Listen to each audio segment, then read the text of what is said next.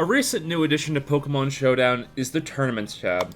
And in the Tournaments tab, it shows you all of the official tournaments across all metagames where the strongest and most experienced competitors duke it out for prizes and recognition.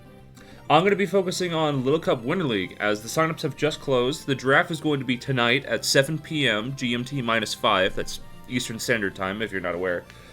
But I want to go over why exactly are these important and what makes them fun. Well, first and foremost, we have manager playing rights. So what this all means is that in order to get onto the team, you have to draft certain players. And as we see here, some managers will draft themselves, others won't.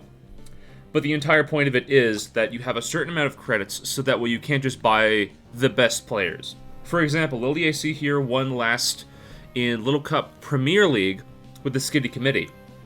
And it would be really overpowered if everybody just wanted to buy Lily and nobody else and just spent all their credits.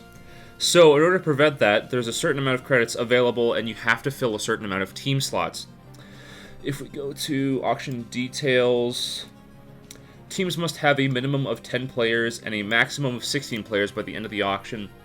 And to make sure that people don't just spam players, each player must be bidded on with at least 3,000 credits. And then, for example, if we look at Ninja Dog, well, Kither, Door Money.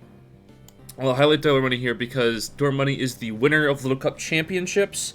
He just won them yesterday, and he's going for 16,000. And that's just to give a rough estimate of how good certain players are. Now, obviously, you have more of them that are more expensive, such as Kither. Kither also qualified for Little Cup Championship, and Ninja Dog and CM Dojo. They're very popular players that are known to do exceedingly well. But the entire point around making it so that way these cost more than everybody else is so that way you don't just buy all the best players at really cheap prices and then have a whole bunch of players on your team. That's to keep it somewhat balanced. And I think that probably the best part of Team Tours is the creativity that really comes from inventive and out-of-the-box strategies that not many people really thought of. And that's why I'm going to be going over this wonderful replay, which is Little Cup RU. So this is Generation 8. And just like how, if we go back to here, we have in home, and then you look at your formats, you have OU, Ubers, UU, RU. Well, that same logic applies to Little Cup. It's just that Little Cup UU and Little Cup RU aren't as popular, so they're not always considered in as a showdown ladder anyway. There are builders for it, but this is Little Cup RU, the tier even below that.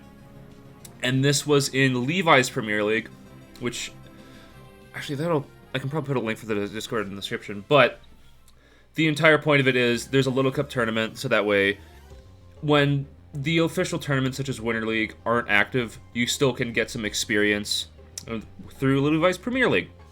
And this is between Nulty Prize and Pinorska, and it's one of the funniest games I've ever seen because of how good Nulty Prize is at thinking of this really cool Trick Room team.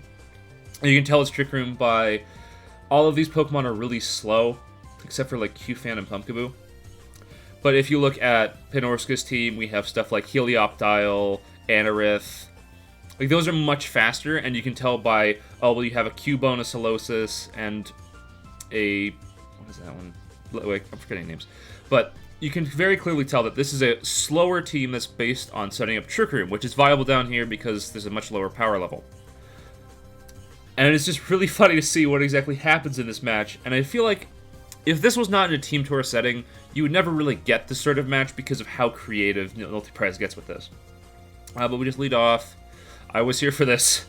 It was great. Q-Fan versus Anorith. So then Nulty goes into Solosis on the Stuffle, switching in. Really good play here.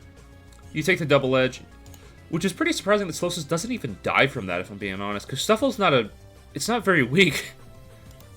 But Solosis is just that strong. And then also gets Explosion?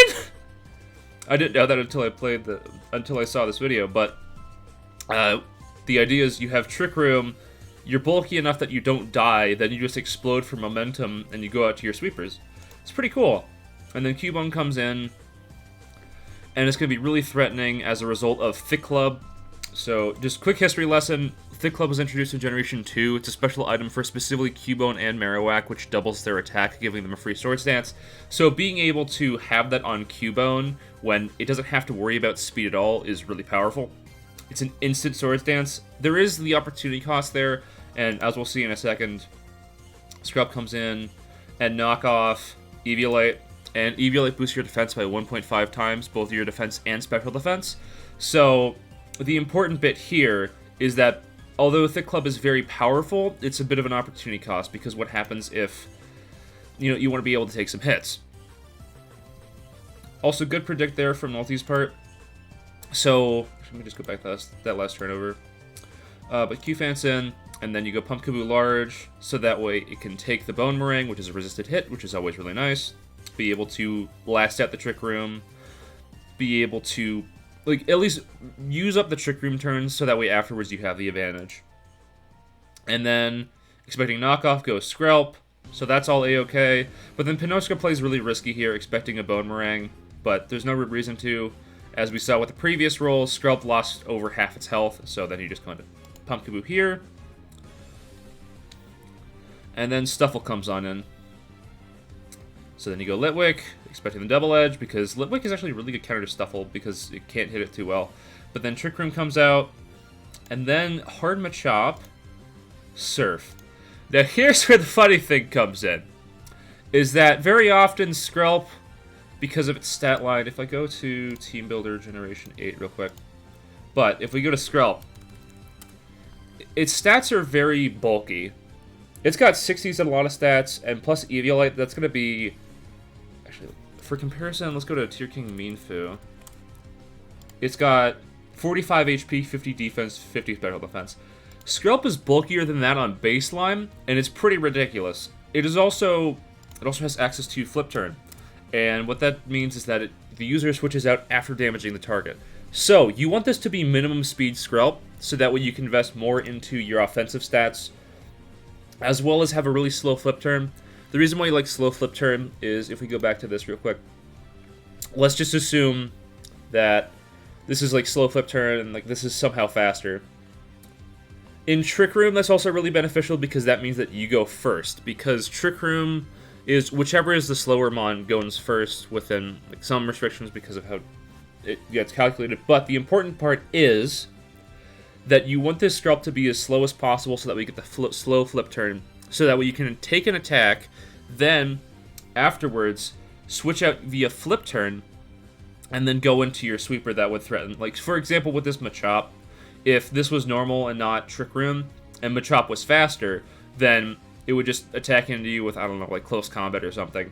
Then you would flip turn out, go into Pump Kaboo if it was still alive because it's Ghost type, go into Helioptile, which threatens it and doesn't have to take a fighting type move, go to Q-Fant if it's Scarf, that kind of stuff. So you want this to be minimum speed Skrelp. And if you look at the speed stat, it says that it gets to a minimum of 7. And then if we look at Machop, that also gets to the minimum of 7. So you think, oh, well, this is going to be a speed tie, so Skrelp is always, like, you kind of have to risk it, it's not going to be really easy. But no, Machop underspeeds, and even Pinoska says this was a speed tie. But here's the thing, it wasn't, because it's actually Iron Ball Machop, and what Iron Ball does is that it halves your speed stat. So, what it does is that because it's in Trick Room, it's slower, and therefore it outspeeds the Skrelp and kills it. And it's just really funny, because Pinoska gets very, very salty about this. And I mean, I can't blame him, like, how you're supposed to expect, like, Iron Ball Machop. But the reason why everybody thinks this is hilarious is just, my girlfriend is on the phone, and she's confused while I'm giving her snippy answers. Am I supposed to tell her I am dealing with Fling Machop with Iron Ball?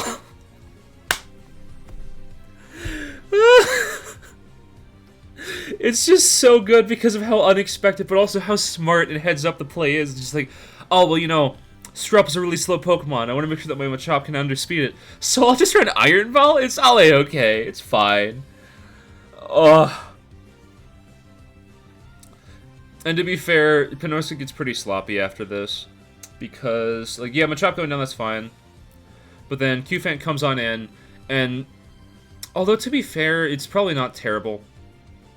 But Helioptile 17 speed, Q-Fant is 14. You're going to assume that this is a Trick Room sweeper because of how low its speed is. But the thing is that it can actually be a really good choice scarfer because it gets up to 21 speed. And Pinorska doesn't realize this and decide to switch into Stuffle, which could take its attacks really well. So he just loses Helioptile. And then we get the most wonderful phrase I've ever seen. My girlfriend just asked, how come you are playing these games when you are losing so much? And I don't have an answer. This is not me throwing shade at the guy and being like, oh, look at it, a stupid player. It's like, no, it's just... This kind of thing would never really happen in a more traditional, like, 1v1s or non-team tour setting. And that's the point I'm trying to get at. Is that... Also... He got so tilted, he's not playing the tier next week. The entire point is, this is the kind of stuff that can happen only in team tours. And I really encourage that people should sign up to these, look forward to them, and keep an eye on them, because this is where we really get the best matches in a team setting. I've been a part of a few. I've been in Little Cup Premier League last year. So if we go to play Little Cup... Yep, Little Cup Premier League 11, won by Skid Committee. I was in that one, but then I did Levi's Premier League, and then the latest one that I'm in is Team Bio. It's some really fun stuff. I really encourage that you at least try out for this sort of stuff. Nothing ventured, nothing gained. Obviously, not everybody's going to get in on the first try because there's, as I mentioned before, how the drafting system works. There's a limited amount of credits that everybody can have, and there's only a certain amount of team slots. But I think it's really worth it in the end. If you have the time for it and you think you're good enough, go ahead and sign up for these. As I mentioned at the beginning of the video, we're going to have the auction for Little Cup Winter League at 7 p.m. GMT -5, otherwise known as Eastern Standard Time. Because not everybody's in the United States, that's why we have that, so... America may be the center of the world, but you still have to be considerate of everybody else. Thank you all very much for watching. I appreciate it. Please give us a like, share, and subscribe. And as always, have a good day.